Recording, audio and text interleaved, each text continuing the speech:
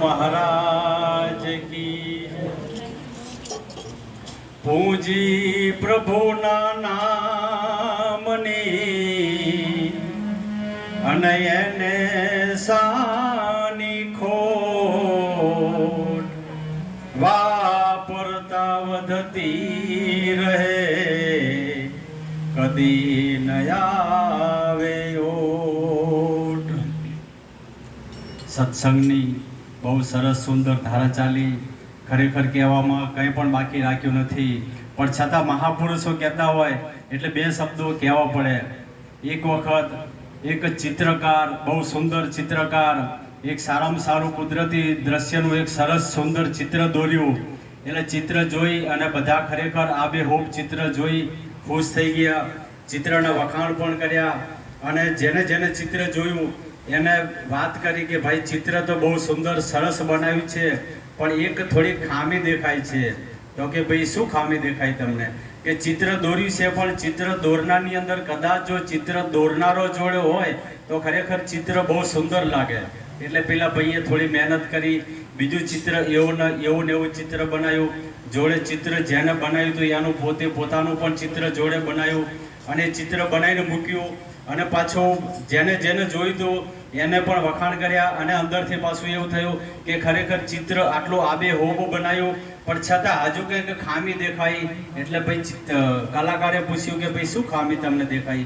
એટલે પૂછ્યું કે ખરેખર ચિત્ર સારું છે, चित्र दोरनार व्यक्ति पण अंदर छे पण खरेखर चित्र अने चित्र दोरनार अने चित्रने खरेखर जोनार जो व्यक्ति अंदर होय तो खरेखर चित्र बहु दीपी उठे।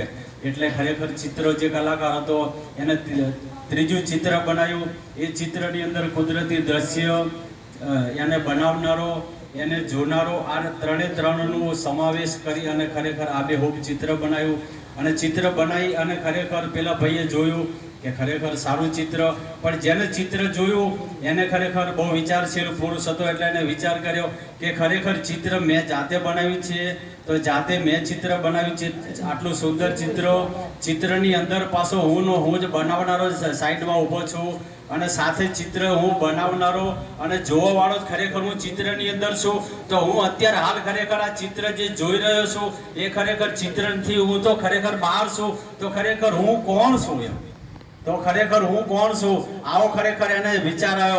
एम संत महापुरुषो कहता होय कि जे दिवसे खरेखर आपने विचार आवशे कि हूँ कौन छूँ, आज विचार आवशे ए दिवसे ज खरेखर तमे मुक्तिना प्रयाण पर मुक्तिना द्वार पर खरेखर उभा हो छो।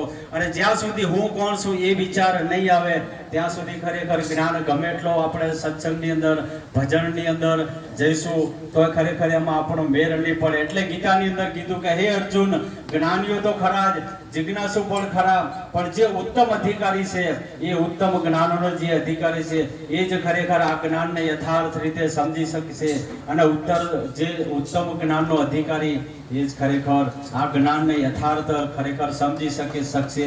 એટલે હમણાં પણ ખરેખર સ્મિતભાઈએ બહુ સુંદર સરસ વાત કરી અને સોમદાસ મહારાજે પણ ખરેખર મેં પણ ઘણો લાભ લીધેલો છે। એ જ પણ આજ કહેતા હતા મને કે બળદેવભાઈ આપણે ખરેખર તમે ભલે ખરેખર સાયકલના પંચર કરતા હોય, કામ ધંધો ખરેખર નાનો હોય પણ ખરેખર આપણે કર્મથી જ ઉજળા હોઈએ છીએ। જ્યાં સુધી કર્મ નહીં કરીએ ત્યાં સુધી આપણો પરિવારનો કુટુંબનો વ્યવહારિક સત્તાનો પણ ખરેખર આપણે એનો જે કંઈ આપણે લાભ લેવાનો હોય, ઉપયોગો કરવાનો હોય, સેવા આપવાની હોય એ ખરેખર નહીં આપી શકીએ। એટલે ખરેખર કર્મ પ્રધાન જ આપણું ખરેખર જીવન છે। એટલે સ્મિતભાઈનો જે કહેવાનો જે હાર્દ હતો કે ખરેખર શિક્ષણની ખરેખર જરૂર એટલા માટે છે કે તમે આર્થિક ઉપાસન કંઈક ખરેખર કંઈક કરી શકશો। પહેલાં કંઈક આર્થિક ઉપાસનની એટલી બધી કંઈક જરૂર નહોતી કારણ કે એટલા બધા વ્યવહારિક કે એટલા બધા કોઈ ખર્ચા નહોતા અને અત્યારે ખરેખર ખર્ચા, વ્યવહારિક સત્તા, સામાજિક, પારિવારિક એટલે ખરેખર બધાના પોષણ માટે ખરેખર શિક્ષણની ખરેખર બહુ જરૂર છે। અને જ્ઞાન ગમે એટલું કથીએ પરિવારમાં ગમે એટલું જ્ઞાન હશે પણ જ્યાં સુધી પરિવારની અંદર ખરેખર શિક્ષણ નહીં હોય, પરિવારમાં ખરેખર સંસ્કાર નહીં હોય તો ખરેખર જ્ઞાનનો પણ કોઈનો કોઈ મરમ નથી। આજથી લગભગ 2 વર્ષ પહેલા અમારે હજુરામ મહારાજની તિથિ જ્યારે ઉજવાઈ લંબે નારાયણ આશ્રમ સરખેજની અંદર, ત્યારે ખરેખર કાઉન્ટર ઉપર લખવા માટે હું બેઠો હતો. ત્યારે ખરેખર રાત્રે એક બેન એક મંદિરની અંદર દર્શન કરવા આવેલા, અને બેનની સાથે 8 થી 9 વર્ષનો એક છોકરો હતો.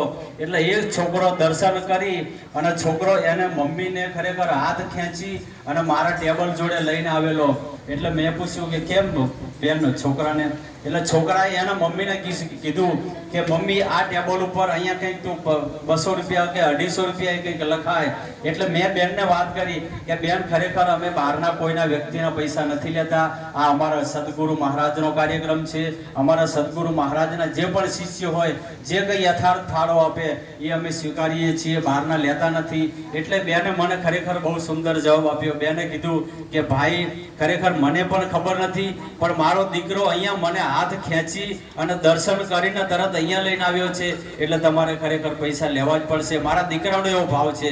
એટલે ખરેખર ત્યારે આપણને અંદર એમ થાય કે ખરેખર આ પરિવારના કેટલા ખરેખર સંસ્કાર છે. એ બેન પોતે 4-wheelની ગાડી લઈને આવેલા, પણ છતાં આપણને એમ થાય કે કેવા સંસ્કાર છે. અને એ સંસ્કાર ખરેખર શિક્ષણથી અને ખરેખર ભક્તિથી જ આવતા હોય છે. એટલે આટલું બોલી મારી વાણીને વિરામ આપું. બોલો સદગુરુ મહારાજ કી.